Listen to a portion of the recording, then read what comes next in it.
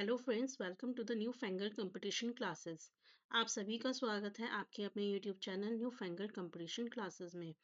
दोस्तों, यदि आप सीटेट साइंस पेपर 2 की प्रिपरेशन कर रहे हैं तो आप हमारे चैनल से जुड़ सकते हैं। फ्रेंड्स, अभी थोड़े दिन पहले आपका जो एग्ज़ाम का नोटिफिकेशन है वो आ चुका है। आपका जो सीटेट का एग्ज़ाम है वो आपका 8 फरवरी 2026 को होने जा रहा है। बहुत सारे बच्चे इस नोटिफिकेशन का वेट कर रहे थे। So here it comes. बहुत सारे बच्चों के मन में एक क्वेश्चन है कि अब की बार जो पेपर आएगा उसमें सिलेबस क्या रहेगा। तो बेटा क्या है ना, अब की बार जो सीबीएसई है उसने क्या करा है, आपकी 6 to 8 क्लास की न्यू बुक्स भी कंडक्ट की हैं। मतलब न्यू बुक्स लॉन्च की हैं क्यूरियोसिटी के नाम से। और उन्होंने अभी तक इस बात पे कोई क्लैरिटी नहीं दी है कि जो उनका पेपर आएगा वो न्यू बुक से आएगा या फिर ओल्ड बुक से आएगा। सो आपका जो बेटा सिलेबस रहेगा वो आपको 6 to 8 की न्यू बुक्स क्यूरियोसिटी और जो आपकी पुरानी बुक्स हैं वो आपको वो सभी बुक्स को पढ़ना होगा, क्योंकि पेपर वो कहीं से भी लगा सकते हैं। प्लस क्योंकि अब लेवल आपका हाई होता जा रहा है, इसलिए बेटा आपको 9th और 10th की साइंस को भी पढ़ना होगा। सो अगर आपके पास बुक्स हैं, पीडीएफ्स हैं, आप उससे पढ़ सकते हैं। और अगर कोई बच्चा ऐसा है जिसके पास इतना टाइम नहीं है कि वो जाके सारी एनसीईआरटी की बुक्स को पढ़े, तो वो बेटा हमारे नोट्स को परचेज कर सकते हैं। जो बच्चे नोट्स लेने में इंटरेस्टेड हैं वो बेटा मुझे व्हाट्सएप कर सकते हैं इस नंबर पे। आपको बेटा इस नंबर पे सारे नोट्स प्रोवाइड कर दिए जाएंगे। और बेटा बहुत ही कम कॉस्ट में नोट्स रखे गए हैं, सो दैट ज़्यादा से ज़्यादा बच्चे इसका बेनिफिट ले सके। Number is 9953899262। आपको क्या करना है बेटा, बस इन नोट्स को परचेज करना है, इन्हें पढ़ना है। प्लस जब भी टाइम मिले आपको क्या करना है, हमारी जो वीडियोस में आपकी अपलोड कर रही हूँ इन वीडियोस को बेटा ज़रूर देखें। अगर आप इतना करके चले जाएंगे तो बेटा आप एक बहुत ही अच्छा स्कोर कर पाएंगे। 30 में से एटलीस्ट आउट ऑफ 30 में से 25 आप आराम से लेके आ सकते हैं साइंस में। चलिए, तो बेटा हमने लास्ट क्लास के अंदर फूड के बारे में पढ़ा था। आज जो हमारा टॉपिक रहेगा वो रहेगा मटेरियल अराउंड अस, यानी कि ऐसी वस्तुएं, ऐसी धातुएं जो हमारे आसपास हैं। अब देखिए, हमारे आसपास कितनी सारी वस्तुएं हैं। टेबल है, चेयर है, क्लॉथ है, या फिर क्या बोलते हैं, बैग्स हैं, और ड्रेसिंग टेबल है। तो बहुत सारी चीजें हैं हमारे पास आसपास। और सभी चीजें हमारी बेटा किसी न किसी चीज की बनी हुई हैं, राइट। अगर मैं बात करूं टेबल की, तो टेबल हमारी किसकी बनी हुई है, वुड, लकड़ी की बनी हुई है। ठीक है। अगर हम नोटबुक की बात करें, जो बच्चों के नोटबुक्स होते हैं वो किसके बने हुए होते हैं, वो पेपर के बने हुए होते हैं, राइट। हम जो ग्लास यूज करते हैं वो किसका बना हुआ होता है बेटा, ट्रांसपेरेंट मटेरियल का बना हुआ होता है। जो हम ऑर्नामेंट्स यूज करते हैं वो किसी न किसी मेटल के बने हुए होते हैं। और हम क्या करते हैं बेटा, प्लास्टिक्स की चीज़ों को यूज़ करते हैं। तो कोई भी सब्सटेंस जो किसी ऑब्जेक्ट को बनाने के लिए यूज़ किया जाता है उसे हम क्या बोलते हैं, मटेरियल बोलते हैं। कोई भी सब्सटेंस जो किसी ऑब्जेक्ट को बनाने के लिए यूज़ किया जाता है उसे मटेरियल बोलते हैं। फॉर एग्जाम्पल, जो आपका टेबल है, मान लीजिए टेबल किससे बनती है, वुड से बनती है। ठीक है। तो वुड क्या है, वुड आपका मटेरियल है, और आपका जो टेबल है वो क्या है, ऑब्जेक्ट है। टेबल क्या है, ऑब्जेक्ट। और इसको बनाने के लिए बेटा आपका कौन सा मटेरियल यूज हो रहा है, वो है वुड। ठीक है। जैसे हम ऑर्नामेंट्स लेते हैं, मान लीजिए हमने ऑर्नामेंट्स में क्या लिया, इयररिंग्स लिए। इयररिंग्स, तो इयररिंग्स क्या है, ऑब्जेक्ट। और इसको जो बनाने के लिए यूज हुआ है, लाइक से हमने कहा कि गोल्ड के इयररिंग्स हैं, तो gold is what, gold is a substance. या फिर हम कह सकते हैं गोल्ड इज अ मटेरियल जिसका क्या बना हुआ है, ये इयररिंग ऑब्जेक्ट बना हुआ है। ठीक। तो बेटा अब क्या होता है ना, हमारे आसपास जितनी भी वस्तुएं होती हैं हम उन्हें क्या करते हैं, अलग अलग तरीके से ग्रुप कर सकते हैं। कभी हम उनके शेप के बेसिस पे ग्रुप करते हैं, कभी हम उनकी प्रॉपर्टी के बेसिस पे ग्रुप कर सकते हैं। सो इसी जो मेथड होता है जिसमें हम क्या करते हैं, ऑब्जेक्ट्स को ग्रुप में लगाते हैं, उसको हम क्या बोलते हैं, क्लासिफिकेशन बोलते हैं। ठीक है। हम किसी की शेप के बेसिस पे उन्हें ग्रुप कर सकते हैं, कलर के बेसिस पे कर सकते हैं, इस बेसिस पे कर सकते हैं कि कोई ऑब्जेक्ट हार्ड है या सॉफ्ट है, या कोई शाइन कर रहा है या कोई ऑब्जेक्ट डल है, या फिर वो जो मटेरियल है वो किस चीज़ का बना हुआ है। इन सभी के बेसिस पे हम क्या कर सकते हैं बेटा, हमारे जितने भी ऑब्जेक्ट्स होते हैं उन्हें एक साथ ग्रुप कर सकते हैं, और जिस मेथड से हम ग्रुप करते हैं उसे हम क्या बोलते हैं, क्लासिफिकेशन बोलते हैं। एक मटेरियल में बेटा एक से ज़्यादा प्रॉपर्टीज हो सकती हैं, तो एक मटेरियल हमारा डिफरेंट डिफरेंट ग्रुप्स में भी जा सकता है। ठीक। अब देखिए, जैसे हमारे मान लीजिए ये एग्जाम्पल के तौर पे क्या किया गया है, यहाँ पे 3 बॉल्स ली गई हैं। पहला टेनिस बॉल, दूसरा क्रिकेट बॉल, और third is hand exercise ball. तो अगर बेटा मैं इन्हें ग्रुप करना चाहूँ तो मैं इन्हें बॉल्स की कैटेगरी में डाल सकती हूँ। किसकी कैटेगरी में डाल सकती हूँ, है तो ये बॉल्स ही। तो एक क्लासिफिकेशन क्या हो गया, बॉल्स हमारी इतने तरह की होती हैं। लेकिन बेटा अगर मैं इनकी प्रॉपर्टीज की बात करूँ तो ये तीनों बॉल्स हैं, ये बेटा अलग अलग पर्पसेस के लिए यूज की जाती है।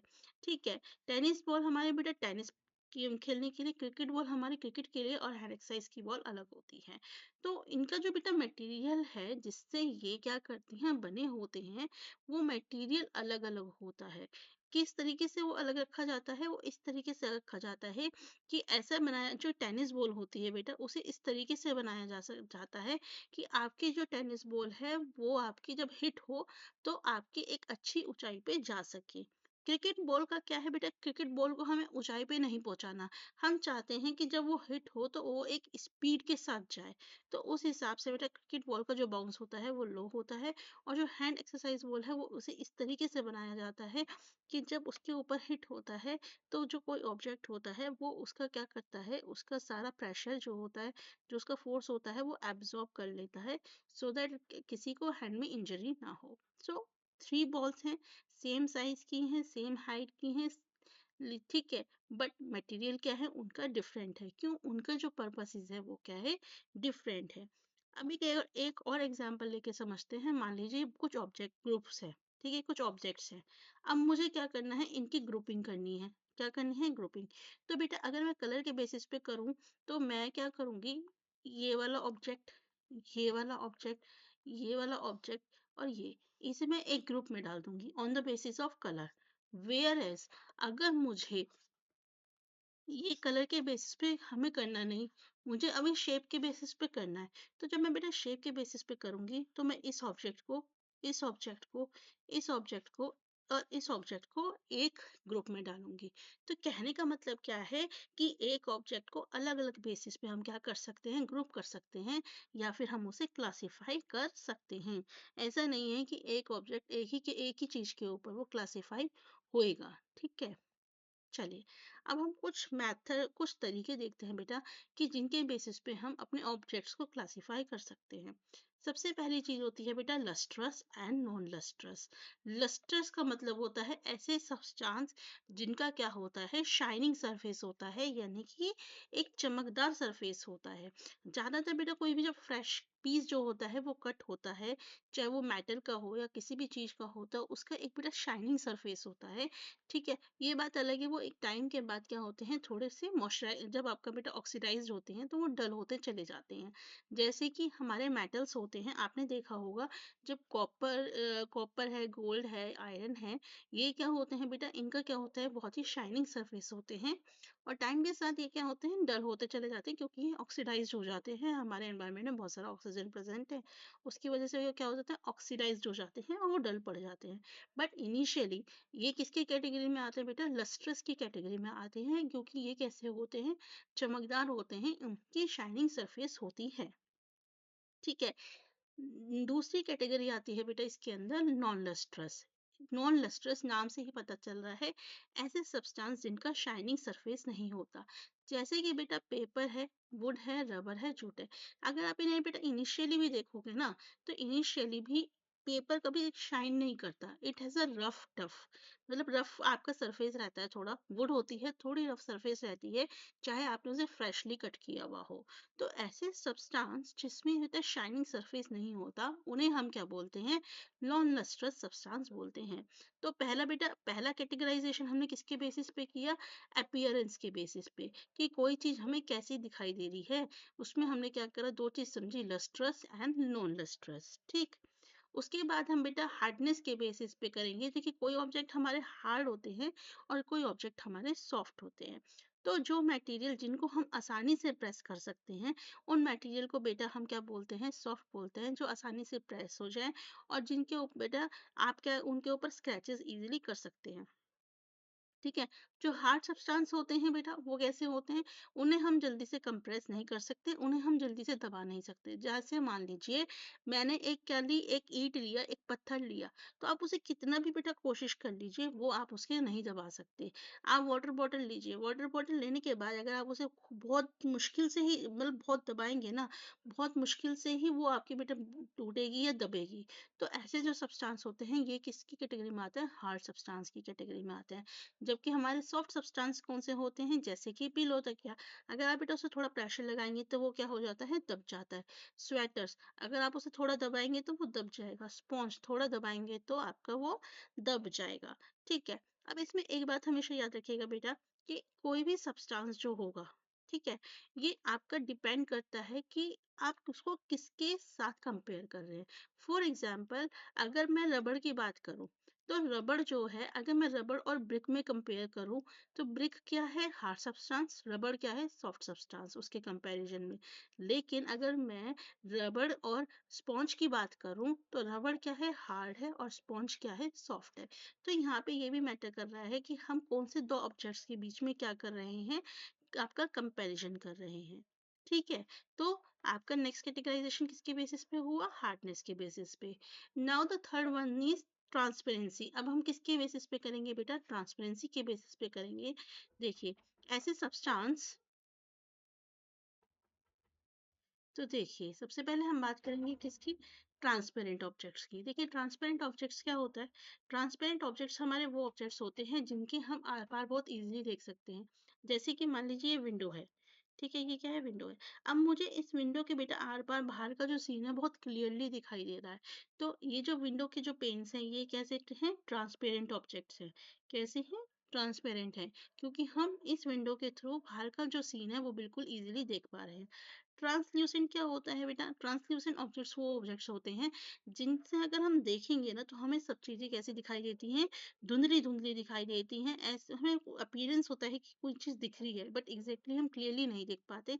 जैसे कि हमें इस विंडो से क्लियरली नहीं दिख रहा है कि बाहर क्या हो रहा है, बट हमें दिख रहा है कि कुछ तो हो रहा है, यानी कि बाहर कुछ तो चीज है। और ओपेक सब्सटेंस बेटा वो सब्सटेंस होते हैं जिसके थ्रू हम बिल्कुल भी नहीं देख पाते, जैसे कि दीवार। कुछ एग्जाम्पल देखते हैं बेटा ट्रांसपेरेंट, जैसे कि ग्लास, आपने देखा होगा यदि हम ग्लास से देखें तो हमें आर पार चीजें दिखाई देती हैं, पानी से हमें आर पार दिखाई देती हैं, एयर से।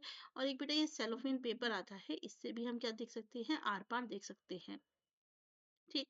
ट्रांसल्यूसेंट आपके होते हैं जिनसे हम पार्शियली देख पाते हैं, पूरी तरीके से नहीं देख पाते, जैसे कि बटर पेपर और फ्रॉस्टेड ग्लास। एग्जाम्पल याद रखिएगा, क्योंकि आपके एग्जाम्पल्स पूछ लिए जाते हैं, एग्जाम्पल के बेसिस पे आपसे क्वेश्चन पूछ लिए जाते हैं।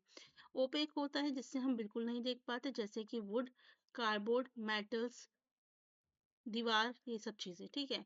अब हम बात करेंगे बेटा क्लासिफिकेशन सॉल्युबिलिटी के बेसिस पे इन वाटर। देखिए इफ सॉल्युबिलिटी इन वाटर के बेसिस पे हम वहाँ पे बात करते हैं, तो देखिए कुछ सब्सटेंस होते हैं जो हमारे जब हम पानी के अंदर मिक्स करते हैं, तो वो इजीली क्या हो जाते हैं, मिक्स हो जाते हैं, और मिक्स होने पे वो गायब हो जाते हैं, यानी कि उनके अंदर घुल जाते हैं। ऐसे सब्सटेंस को हम क्या बोलते हैं, कि ये सब्सटेंस कैसे हैं, सॉल्युबल हैं वाटर के अंदर। जैसे कि आपके घर में बेटा चीनी को अगर हम मिला के देखें, अगर आपके शिकंजी बनाई जाती है या कुछ है, तो आपने देखा होगा कि यदि हम एक ग्लास में पानी लें और उसके अंदर शुगर डालें या सॉल्ट डालें, इनमें से कुछ भी चीज़ डालें, और उसे स्tir करें काफ़ी देर तक, तो आपकी जो शुगर और सॉल्ट है वो पानी के अंदर क्या हो जाती है, घुल जाती है, तो वो सब्सटेंस जो हमारे पानी के अंदर घुल जाते हैं उसे हम क्या बोलते हैं कि ये सब्सटेंस हमारे कैसे हैं, सॉल्यूबल है वाटर के अंदर। ठीक है, अनदर एग्जांपल्स क्या हैं, जैसे विनेगर और हनी, ये भी बेटा कैसे होते हैं, सॉल्यूबल होते हैं। और वो मटेरियल जो हमारे पानी के अंदर मिक्स नहीं होते, पानी के अंदर घुलते नहीं हैं, जो डिसअपियर नहीं होते, चाहे उन्हें हम कितनी भी देर तक स्टर करते रहें, हिलाते रहें, वो नहीं डिसअपियर होने के, ऐसे सब्सटेंसेस को हम क्या बोलते हैं, इनसॉल्युबल इन वाटर, यानी कि ये सब्सटेंस हमारे इनसॉल्युबल होते हैं। जैसे कि मिट्टी, आप बेटा एक ग्लास में पानी लीजिए, पानी लेने के बाद उसमें बहुत सारी मिट्टी डालिए, मिट्टी को बेटा आप कितनी देर तक भी उसमें स्टिर करते रहिए, वो मिट्टी घुलेगी नहीं, कुछ इस तरह का अपीयरेंस बेटा उसका आ जाएगा। तो ऐसे सब्सटेंस को हम क्या बोलते हैं, इनसॉल्युबल इन वाटर। जैसे कि सॉडस्ट होता है, चॉक पाउडर होता है, ऑयल होता है, ये बेटा कभी भी पानी के अंदर नहीं घुलते। अब क्वेश्चन आता है कि जो हमारी गैसेस होती हैं क्या वो पानी के अंदर घुल जाती हैं? यस बेटा, कुछ गैसेस होती हैं जो हमारे पानी के अंदर डिसॉल्व हो जाती हैं, और उसका सबसे बड़ा एग्जांपल होता है ऑक्सीजन गैस। ऑक्सीजन गैस बेटा हमारे पानी के अंदर डिसॉल्व हो जाती है, इसी की वजह से क्या होता है कि जो प्लांट्स और एनिमल्स हमारे पानी के अंदर रहते हैं वो सरवाइव कर पाते हैं। ठीक है, वाटर प्लेस करता है इम्पोर्टेंट रोल हमारी बेटा बॉडी की फंक्शनिंग में, बिकॉज ये क्या करता है, बहुत सारे मटेरियल को अपने अंदर डिसॉल्व कर लेता है। ठीक, अब देखिए यहाँ पे कुछ इस तरह से दे रखा है, ओआरएस के बारे में दे रखा है कि ओआरएस क्या होता है कि जब भी हमारे बॉडी के अंदर डिहाइड्रेशन हो जाता है, डायरिया या किसी भी इलनेस की वजह से, तो हम क्या करते हैं, ओआरएस यूज करते हैं। यहाँ हमारे को मार्केट में ओआरएस का पैकेट रेडीमेड भी मिलता है। ठीक है, और बेटा अगर आपके पास ओआरएस अवेलेबल नहीं है तो आप इसे बेटा घर में भी बना सकते हैं। कैसे, 6 टीस्पून शुगर के लेके और हाफ टी स्पून सॉल्ट की लेके 1 litre of boiled and cooled water के अंदर। ठीक है, वैसे चांसेस कम है बट फिर भी आपको पता होना चाहिए, यदि हमें घर में ओआरएस बनाना हो तो आप क्या करोगे, 6 teaspoon sugar, half tea spoon salt, water कैसा होना चाहिए, बॉइल्ड एंड कूल्ड, 1 लीटर। ठीक, तो इस तरह से हम क्या कर सकते हैं, घर में शुगर और ओआरएस बना सकते हैं। अब बेटा हमारा जो अदर कैटेगराइजेशन है वो क्या है, on the basis of weight, वजन के बेसिस पे। देखिए, कोई भी जो सब्सटेंस होता है, कोई भी मैटर होता है, उसका क्या होता है, एक वेट होता है। ठीक है, क्या होता है, वेट। इस वेट को बेटा हम मास बोलते हैं बेसिकली। क्या बोलते हैं, मास, यानी कि इनको इंटरचेंजेबली यूज किया जाता है, वेट को मास, मास को वेट हम बोल सकते हैं। तो कोई भी ऑब्जेक्ट जो कि हैवियर हो या लाइटर हो, जिसको हम मेजर कर सकते हैं, ठीक है, उसको हम, उस प्रॉपर्टी को हम क्या बोलते हैं, मास बोलते हैं। देखिए, मान लीजिए मैंने एक गिलास लिया, छोटा सा कप लिया, उसमें रखा पानी, एक में मैंने रखा कोई आपका पेबल्स, ठीक है, और एक में मैंने रख ली कॉटन। तो सीधी सी बात है बेटा, इन सभी का क्या होगा, कुछ वेट होगा। जब मैं इसमें नापूंगी वेइंग मशीन में, तो इसमें सीधी सी बात है मेरे को कुछ ना कुछ वेट निकल के आएगा। तो बेटा जो इसका बेसिकली जो वेट निकल के आ रहा है, ये क्या है, ये बेटा इसका मास है, इस ऑब्जेक्ट का जो इसके अंदर है ना, उसका क्या है, मास है। तो the one which is heavier has more mass, जिसका बेटा वजन ज्यादा होगा उसका मास भी ज्यादा होगा, और जिसका वजन कम होगा उसका मास भी कम होगा। हम वेट को बेटा समटाइम्स इंटरचेंजेबली यूज करते हैं मास से, क्योंकि हम किसी भी चीज का जो वेट होता है, मास होता है, वो किससे नापते हैं बेटा, वेइंग मशीन से नापते हैं। इसी वजह से क्या होता है कि हम मास को हम वेट से भी बोल देते हैं, जो कॉमन टर्म यूज करते हैं वो वेट यूज करते हैं, इसी वजह से, क्योंकि हम इसे वेइंग मशीन से नापते हैं, बट बेसिकली वो क्या होता है, वो उस ऑब्जेक्ट का क्या होता है, मास होता है। नेक्स्ट आता है बेटा classification on the basis of space and volume. Space और वॉल्यूम के बेसिस पे हम क्या करेंगे, क्लासिफिकेशन करेंगे। The space occupied by water represent its volume. देखिए, अब हमने क्या करा बेटा, ये 2 ग्लास लिए, एक हाफ फिल्ड है, एक फुल फिल्ड है। तो ये जब आपका हाफ फिल्ड है और ये जो फुल फिल्ड है, ये बेसिकली क्या है, this is the volume of water in the glass, कि कितनी क्वांटिटी में यहाँ पे अवेलेबल है, दिस इज द वॉल्यूम। ठीक है। और स्पेस क्या होता है, जैसे मान लीजिए स्कूल में आप बैठते हो सीट पे, अगर आप बैग रखते हो तो आपको स्पेस की कमी हो जाती है, तो दिस इज द स्पेस। और वॉल्यूम क्या है, जैसे कि हमारी कितनी इसके अंदर क्वांटिटी है। मास क्या था, mass is the weight of the object. और वॉल्यूम क्या है, वॉल्यूम इस इसके अंदर कितनी उसकी क्वांटिटी है, उसको हम क्या बोलते हैं, वॉल्यूम बोलते हैं। ठीक है। वॉल्यूम बेटा हमेशा मिलीलीटर्स में या लीटर्स में इसमें नापा जाता है। जैसे मान लीजिए दो मैंने चीजें ली, एक ड्रिंकिंग वाटर, एक मिल्क, दोनों क्या है, 500 ml के हैं। तो जब मैं ये 500 ml लिख रही हूँ ना दोनों के अंदर, तो बेसिकली आई एम सेइंग कि इसका वॉल्यूम कितना है, इसका वॉल्यूम कितना है। ठीक है। अब नेक्स्ट आता है बेटा classification on the basis of float and sink, कि ऐसे ऑब्जेक्ट्स जो कैसे होते हैं बेटा, डेंस होते हैं, घने होते हैं, लिक्विड से, पानी से घने होते हैं, जिनके डेंसर होते हैं, वो लिक्विड क्या करते हैं बेटा, वो लिक्विड आपके डूब जाते हैं। और जो ऑब्जेक्ट क्या होते हैं, लिक्विड से डेंस नहीं होते, कम डेंस होते हैं, वो ऑब्जेक्ट आपके तैरते हैं। ठीक है। जैसे कि लकड़ी है, कॉर्क है, प्लास्टिक बॉटल्स है, आइस है, ऑयल है, ये सभी कैसे होते हैं, पानी से कम डेंस होते हैं। तो बेटा इसलिए ये क्या करते हैं, ये ऑब्जेक्ट सारे पानी के ऊपर तैरते हैं। होलो ऑब्जेक्ट जैसे कि पंपकिन, एम्प्टी बॉटल फ्लोट करती हैं, क्योंकि उसके अंदर एयर होती है और एयर हमारी कम डेंस होती है पानी से। अगर मैं सिंकिंग ऑब्जेक्ट्स की बात करूं, जैसे कि rock, metal coin, sand, marble, ठीक है, या किसी भी पैट, अगर हम मटेरियल को बहुत टाइटली पैक कर दें, तो वो भी आपके डेंस हो जाते हैं और वो क्या करते हैं बेटा, डूब जाते हैं। These are the example. ये ऊपर जो ऑब्जेक्ट्स हैं, दीज आर द फ्लोटिंग, ये सारे क्या कर रहे हैं, ये फ्लोट कर रहे हैं, यानी कि तैर रहे हैं। और जो ये नीचे के ऑब्जेक्ट्स हैं, ये क्या कर रहे हैं, ये सिंक कर रहे हैं, ये क्या कर रहे हैं, ये डूब रहे हैं।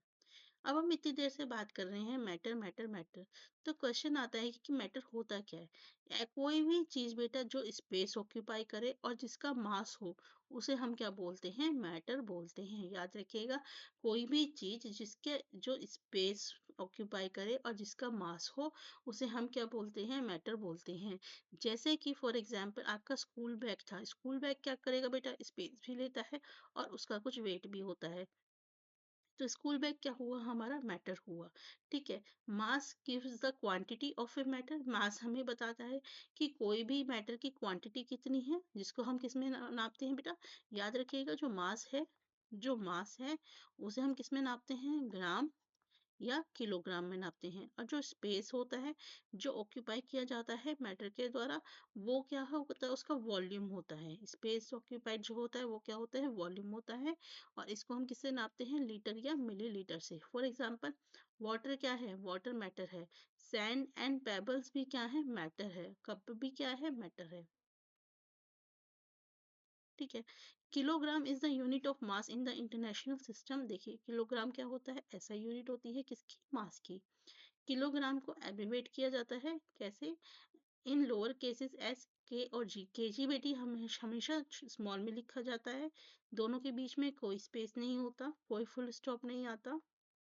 अगर आपका सेंटेंस ही खत्म हो रहा है तो अलग बात है, वरना इसके बाद कोई आपका बस सिंपली ऐसे लिखा जाता है, के जी। ठीक है। While writing the mass, always leave a space between a number. जब हम बेटा मास लिखते हैं लाइक 7 kg, तो नंबर के बाद एक स्पेस दिया जाता है। और कभी भी केजीज नहीं होता, ये याद रखेंगे, केजी होता है, केजीज नहीं होता। ठीक। Litre is abbreviated as capital L, litre को बेटा हम कैपिटल एल से डिनोट करते हैं। मिलीलीटर में एम स्मॉल रहता है, एल कैपिटल रहता है, ये बात याद रखेंगे। ठीक। तो बेटा बेसिकली यही है, यहाँ पे बताया गया कि 1 मीटर क्यूब हमारा किसके इक्वल होता है, 1000 लीटर के इक्वल होता है। ठीक। चलिए लास्ट पे चलते हैं। A similar classification system existed in ancient India. Ayurveda, one of the most Indian medical system, too has a system of grouping things. ये कहते हैं कि पुराने समय में भी बेटा हमारा क्लासिफिकेशन किया जाता था आयुर्वेदम में, जो कि एक इंडियन मेडिकल सिस्टम है, वहाँ पे भी चीज़ों को ग्रुप किया जाता था। उन्होंने बेटा 20 प्रॉपर्टीज की बात की गई है। ठीक है, कौन कौन सी प्रॉपर्टीज के बेसिस पे ये लोग ग्रुप करते थे? गुण गुरु, जिसको हम हैवी बोलते थे, लघु यानी कि लाइट इन वेट, मंदा मतलब स्लो, तीक्ष्ण क्विक फास्ट, फिर हिमा कोल्ड, उष्ण हॉट, सिंगड़ा स्निग्धा, अनकिटियस रुक्ष ड्राई, शलाक्षना स्मूथ, खारा रफ, संद्र सॉलिड द्रव लिक्विड, मृदु सॉफ्ट, कठिना हार्ड, स्थिर स्टेबल, खला मूविंग, सूक्ष्म स्मॉल, स्थूल बिग, विशाल नॉन स्लिमी, पिचीला स्लिमी। तो इस बेसिस पे बेटा वो लोग क्या करते थे, अपने जो प्लांट्स एनिमल्स या कोई भी चीज होती थी, सभी चीज को क्या करते थे बेटा, क्लासिफाई करते थे। एक बेटा ये पोइट्री के बारे में बताया गया है कि अर्ली टाइम में इंडियन सिविलाइजेशन के टाइम में क्या था बेटा, आपकी पोइट्री की जाती थी, मल्टीपल कलर्स से आपको इसका क्या किया जाता था बेटा, डिजाइन बनाया जाता था। ठीक है, इसको आप अपने आप पढ़ सकते हैं, ये इतना इंपॉर्टेंट नहीं थे। ठीक है, ये आपका दे रखा है। और आज की डेट में बेटा ये जो पोर्ट्स वगैरह हैं आपको नेशनल म्यूजियम दिल्ली में देखने को मिलेंगे। ठीक है, आपका बेटा ये जो सिविलाइजेशन था आपका, उस टाइम पे ये बहुत बहुत फेमस हुआ था, हड़प्पा सिविलाइजेशन के टाइम पे। और लोगों ने इसमें बहुत इंटरेस्ट दिखाया था, इस पे ज्योमेट्रिक पैटर्न्स बनाए थे। ठीक है, so this is all about बेटा मटेरियल अराउंड अस। ये जो कंटेंट है बेटा आपका न्यू बुक और ओल्ड बुक दोनों को मिला के बनाया गया है। So this is all. फिर से मैं बता रही हूँ, अगर किसी बच्चे को नोट्स लेने में इंटरेस्ट हो तो बेटा वो मुझे इस नंबर पे व्हाट्सएप कर सकता है, उसको नोट्स मिल जाएंगे। नोट्स बेटा आपके ओल्ड बुक और न्यू बुक्स दोनों के ऊपर बेस्ड हैं। प्लस कोई भी सीटेट से रिलेटेड आपकी अपडेट्स होंगी वो सब प्रोवाइड की जाएंगी। प्रीवियस ईयर क्वेश्चंस प्रोवाइड किए जाएंगे आपको। प्लस आपकी जो साइंस पेडोलॉजी है उस वो भी आपको बेटा प्रोवाइड की जाएगी। सो जो भी इंटरेस्टेड हो वो मुझे बेटा इस नंबर पे मैसेज कर सकते हैं। बाकी अगर आपको वीडियो अच्छी लगे, यूजफुल लग रही है, तो लाइक शेयर सब्सक्राइब जरूर कीजिएगा। मिलेंगे नेक्स्ट वीडियो में नेक्स्ट टॉपिक के साथ। Thank you.